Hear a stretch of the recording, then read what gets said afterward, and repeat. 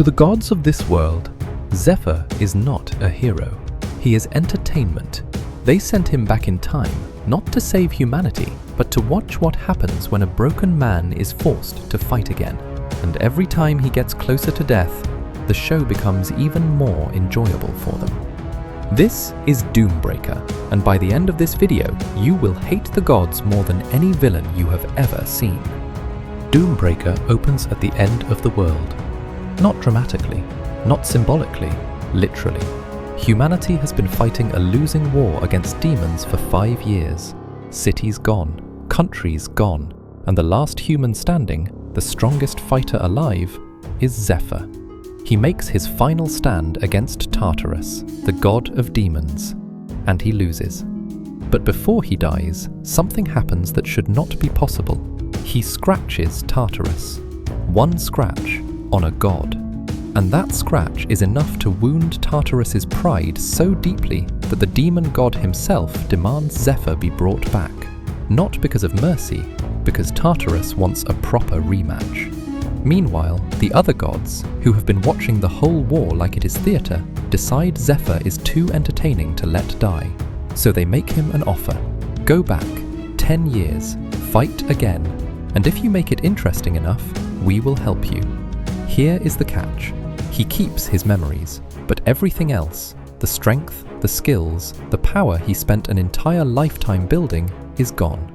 He wakes up 10 years in the past, 20 years old, branded as a slave in a temple, starting from zero, with nothing but the knowledge of how the world ends.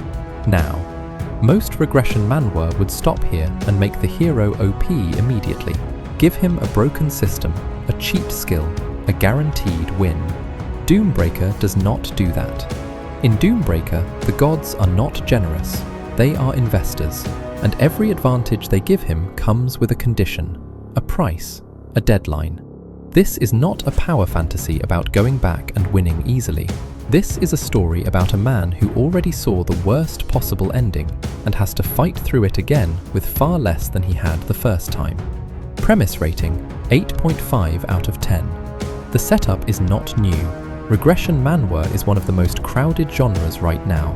But what makes Doombreaker stand apart is the moral weight of the gods. They are not the enemy exactly, but they are not allies either. And that ambiguity is what gives the story its unique tension. Let me talk about the system in Doombreaker, because it is not what you think. Before being sent back in time, Zephyr is given 9 perks by the gods, not as a gift, as a contract. One of those perks, given by Usra, the god of death, is called the Wall of Iron. It protects him from injury. Sounds generous, right? The condition, if his health reaches 0 for any reason, a bell falls, and he dies instantly. No second chances. This is the theme running through every advantage Doombreaker gives its hero. Nothing is free. Every perk has a clause, every piece of help has a consequence, and the world he is walking back into, it is already rotten. The Temple of Light, the biggest religious institution in the kingdom, preaches mercy and salvation. Meanwhile, it runs the largest debt collection operation in the country. People who lost their homes to monster attacks come to the temple for help and end up as slaves, because they couldn't pay back what the temple lent them. Adventurers who can't afford their own medical bills after a dungeon raid, slaves. And hidden beneath all of it, many of the most powerful priests in the temple are secret worshippers of Tartarus. This is the world he is walking into, not to conquer it, to dismantle it, one corrupt institution at a time. World building rating, 8 out of 10. The world is dense and layered. The corrupt church alone is more interesting than entire plot lines in other manhwa. Where it loses half a point is that some of the political details can feel overwhelming early on. But if you push past the first 15 chapters, it rewards you. I want to talk about Ned Strier, because most people talk about the action in Doombreaker, or the love story, or the gods. But Ned is the relationship that built Zephyr into what he is, and the way it started is worth knowing. In his first life, Zephyr was still nobody, weak, untrained, trying to survive in a world falling apart. And in a place called the Canyon of Oblivion, he found a man left for dead, injured, alone, abandoned. That man was Ned Strier. Now, here is what is interesting. The roles are reversed from what you would expect. Ned is the more experienced one, the dangerous one, the teacher. But in that canyon, he was the helpless one. And Zephyr, despite having nothing himself, stayed. They spent roughly a year together in that canyon. Ned recovered, and as he recovered, he taught Zephyr the Dragon King martial arts. Everything. The most powerful fighting style Zephyr would ever learn. Ned also told him the truth about his past, about the organization that betrayed him, about the Tartarus worshippers and Cardinal Olden. Zephyr became Ned's only disciple, not because it was destined, because a weak man chose to stay when he could have walked away, and Ned chose to teach everything he had to the one person who showed up. This relationship is not dramatic in the showy sense. There are no grand speeches, no epic declarations. It is just two broken people, one injured, one powerless, who decided to be enough for each other. 9 out of 10. This is Doombreaker at its most emotionally honest. The bond between Zephyr and Ned works because it is built on something real, mutual need, not destiny. What stops it from being a 10 is that the manhwa doesn't spend quite as much time on it as it deserves. Now, let me tell you about Altair, Princess Altair Justina Cayenne. And I want to start with something most people overlook. Altair grew up surrounded by people. Suitors, admirers, people who promised her everything. Protection, devotion, the stars. But she learned early that when life or death arrived, every single one of them would save themselves first. So she learned to be alone, even in a crowd. Then she met Zephyr, and their relationship started, as most great ones do, with genuine dislike. She was a princess with real power. He was a nobody with suspicious skills. But as the demon invasion came, as the world began to collapse, as the people who promised her the stars disappeared one by one, Zephyr did not disappear. He was still there. He was always still there. In his first life, after years of war, after everything they went through together, Altair made a choice. She sacrificed herself for him, and Zephyr survived. For 1 year after that, 1 full year, he was the last human being alive, alone in a world with no one left, carrying the memory of every person who had died, every person he had failed to save, and the person he missed most, the one who had chosen him when she didn't have to, was gone. Now here is a detail that is almost too specific to be real. In their time together, Altair placed a spell on Zephyr, a self-destruct spell, tied to his middle finger. She placed it there because she knew him, knew his foul mouth, knew his defiance, knew that if the end ever came, he would go out exactly like that. Not begging, not surrendering, raising his middle finger at the god who destroyed everything. And that is exactly what he did.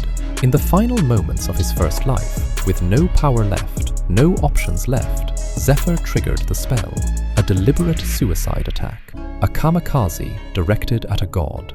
The explosion tore through Tartarus, and Zephyr died. She had known. She had given him the only thing she could, a way to make his death mean something. She did not weaponize him. She gave him a dignified ending, and called it a spell. That is who she was. In his second life, in the regression, Zephyr's first goal is not revenge, not power. It is her. He tries to let her see his memories, the first life, their life together. The attempt fails, so she interrogates him using a spell that compels truth, called the Kiss of Darkness. And Zephyr, instead of resisting, uses the forced truth-telling to tell her everything. Their entire first life, what she meant to him, what she sacrificed. He turns her interrogation into a confession.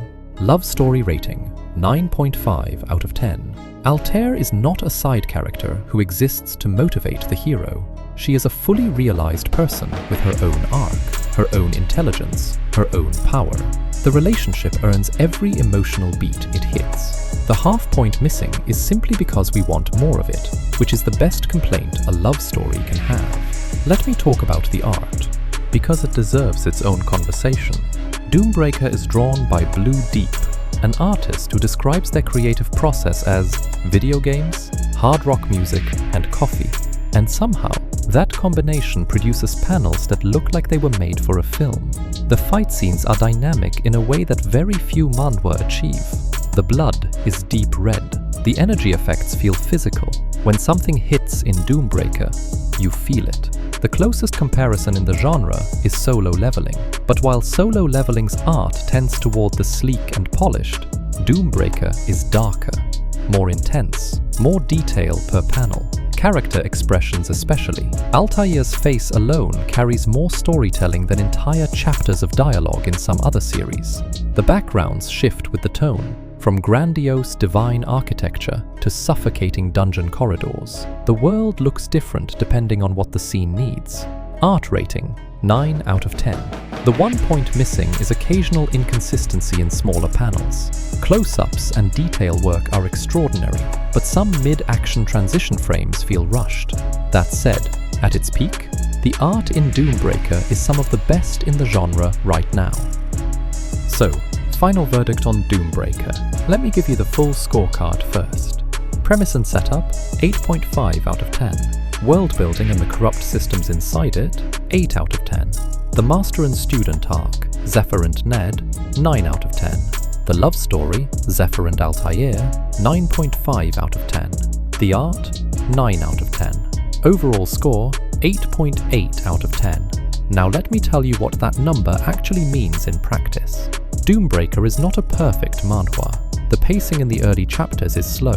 The political layers of the world can feel like homework before they start to feel like immersion. And Zephyr's power level, while not immediately OP, does grow quickly enough that some fights lose their tension. But here is what Doombreaker does that almost nothing else in this genre does. It makes you angry at the gods, not the villain. The villain is supposed to be evil. I mean the beings who are supposed to be above all of this, who gave Zephyr a second chance, and treat his suffering like it is cable television. That feeling, that slow-building rage at something larger than any enemy, is what I think about when I think about Doombreaker. Zephyr is not fighting for power. He is not fighting for a throne. He is fighting because he already saw the ending, and the ending was 1 year alone in a world where the only person who mattered chose to die so he could keep going. He is fighting so that ending never happens. Read Doombreaker if you want. A story where the hero earns everything he gets. A love story where the woman is not a reward, she is a person. Art that makes you stop and stare at individual panels.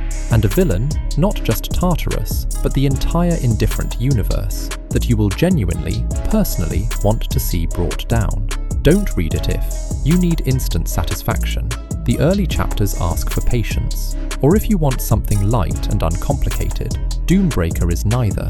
This is ManhwaPhoenix. If this video helped you decide whether Doombreaker is worth your time, leave a comment telling me if you are starting it or skipping it. And if you have already read it, tell me, what was the moment that made you certain this manhwa was different? Subscribe, turn on notifications, and I will see you in the next one.